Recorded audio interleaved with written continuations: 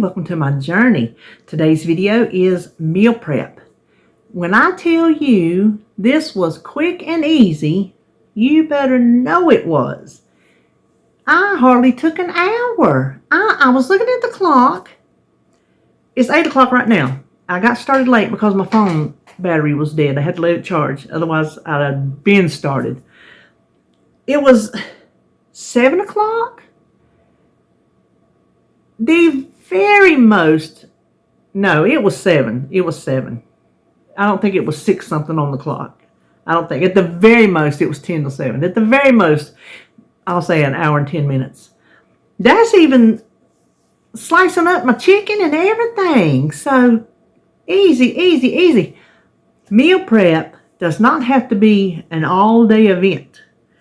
You can make it an all-day event if you want to, depending on how much you're going to prep. Now, if I prepped breakfast, lunch, supper, if I did all that, if I did snacks, if I did all week, the week's worth of food, of course, it's going to take me longer. But today, I just did a breakfast and I did lunch. So what I have for breakfast is livermush, eggs, breakfast livermush and eggs, breakfast bowls with the white gravy on it.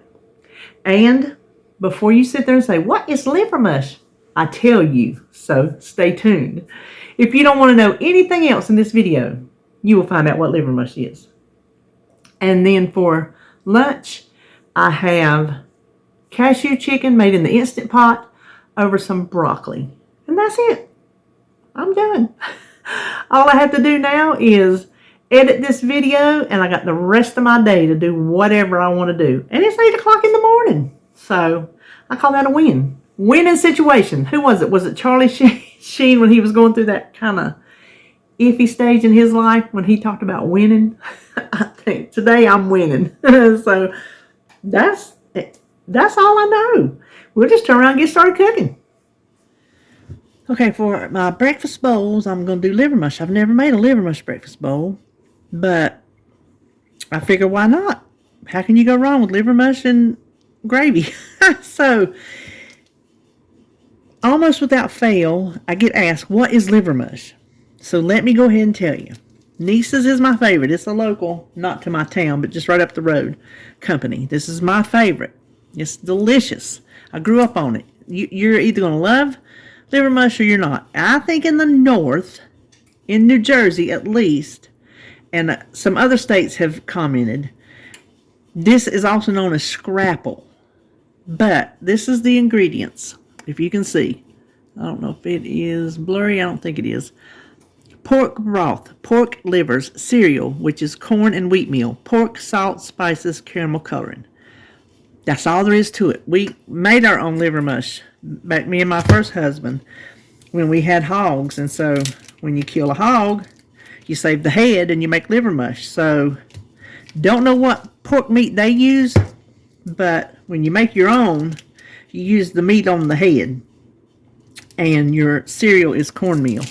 And I don't remember what the spices were. So when I tell you it's pork meat, cornmeal, and spices, that's the basic recipe for livermush. You pack it into, it's cooked, it's pre-cooked because it's all cooked. You grind it, pack it into a loaf, and then you slice it up. You can eat it cold, fry it, whatever you want to do to it. So this is going to be 4 servings for me because I'm going to use 2 pieces per bowl because one, I'm sorry, is just not enough. So all I'm going to do is pan fry this. My pan's probably a little too hot. I'm just going to add a little bit of oil to the pan because it is not fatty. And you just fry it to your desired brownness. I like mine crispy, but since I'm going to have it in the fridge for a week, because I won't start eating this until Monday, I'm just kind of going to soft fry it. I'm not going to get it too done on the outside because I don't want it to dry out. Even though it's going to have gravy on it, it can dry out on you. This is as brown as I'm going to get mine. And see it come out pretty soft. So I'm just going to put 2 to a bowl. See that one flipped over? You can see both sides.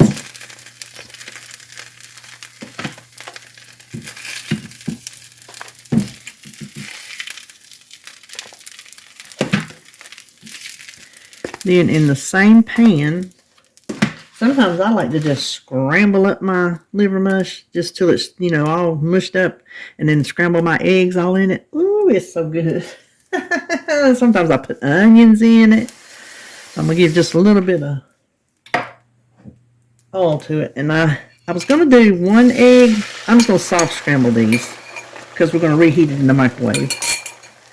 I was going to do 1 egg per bowl, but I didn't get around to making my egg salad for my lunch the past few days because I just kind of been out and about with both of my kids on separate days.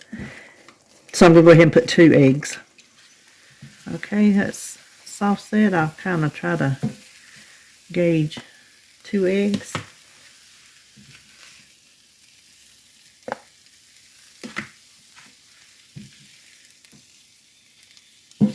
I added water to them so it fluffed them up. Water does the trick just as good as milk does. To make our gravy, it is so easy. It is this Pioneer Country gravy mix. They make a biscuit gravy too, but I like this one the best. You bring up to the boil 1½ cups of water. Take 1 cup of cool or cold water. Add your gravy mix to it. Stir around to get rid of all the lumps. You can whisk it, which I usually do, but my little whisk is dirty. And so I thought, well, I'm not going to mess up a big one in this little cup today. Then you just pour it in.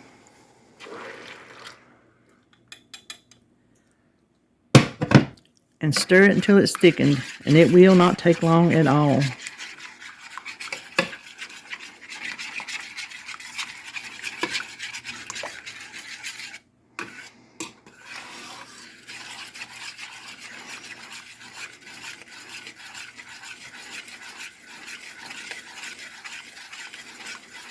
Now I could stand here and make my own homemade cream gravy, which is delicious, I must say.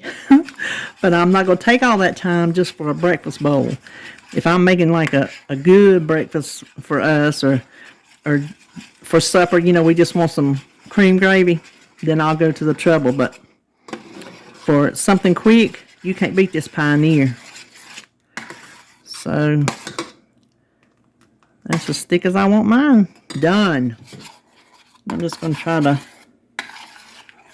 guesstimate an even amount in each bowl.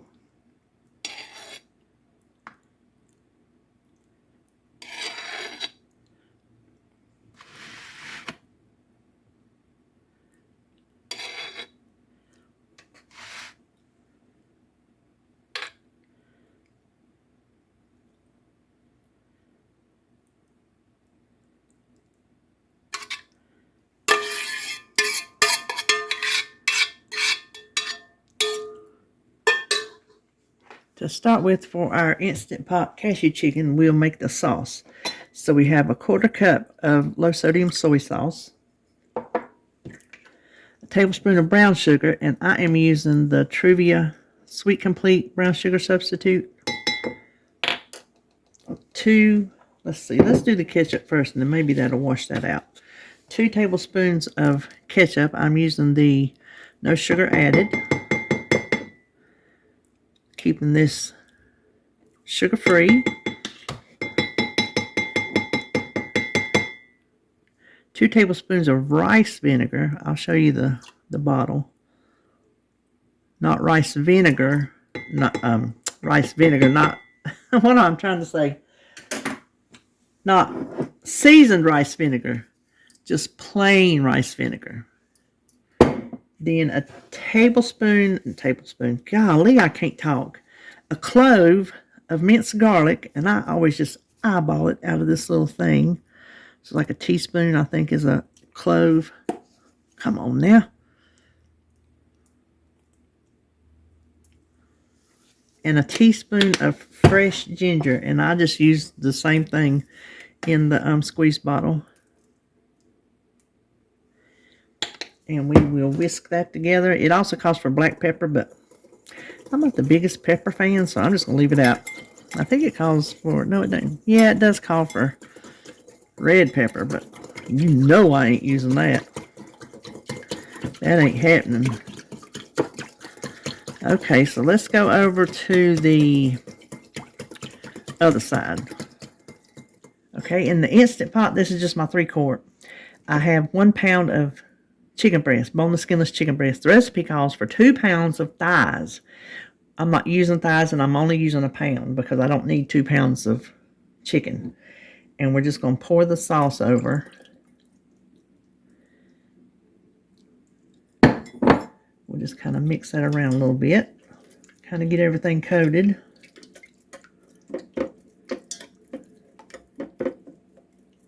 Now we're going to cover this and cook it on high for 6 minutes.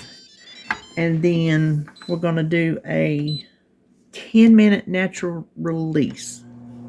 The next thing we do, it doesn't say, just cancel it. It doesn't say to put it on saute. And I don't know if it's going to need to be on saute. But we're going to thicken this sauce. And it calls for 1 tablespoon of cornstarch to 1 tablespoon of water. And we're going to thicken it up. I personally would add more cornstarch because I kind of go heavy on the cornstarch. So if this doesn't thicken up like I want it, I'm going to add more. I'm one of those instant people. When I put the cornstarch in, I want it thickened right then. So let's give this a minute or two. And you know what I'm going to do while it's thickening? I'm going to add my cashews. This is just the unsalted cashews, 1/3 cup. Just maybe, it's not really going to cook them, but it might flavor them. Not really going to soften them, but I'm going to add them anyway. So let's just let that cook a minute and see if it thickens. All right, well, it thickened up fine. That's thick enough for me. But here's the thing. I tasted it, and it's a little bit too soy sauce forward for me. I wanted to taste it before I put it in my bowl. Because what I'm doing, instead of putting it on rice, I'm putting it on top of broccoli. So I am adding a little bit more of the Truvia Sweet Complete to see what that does. 2 tablespoons is what I added. So hold on, let me get a little spoonful, let it cool off and taste it, and I'll let you know where we're going to go from there. That helped a lot, but I actually added 1 more tablespoon. So that's equal amount to the soy sauce. So I think that helped it tremendously. And it's not sweet. It's not sweet like sesame chicken. It just balances out the flavor of the soy sauce. So now I'm just going to measure this carefully, as you can tell. Try to cut it equally into 4ths over top of my broccoli.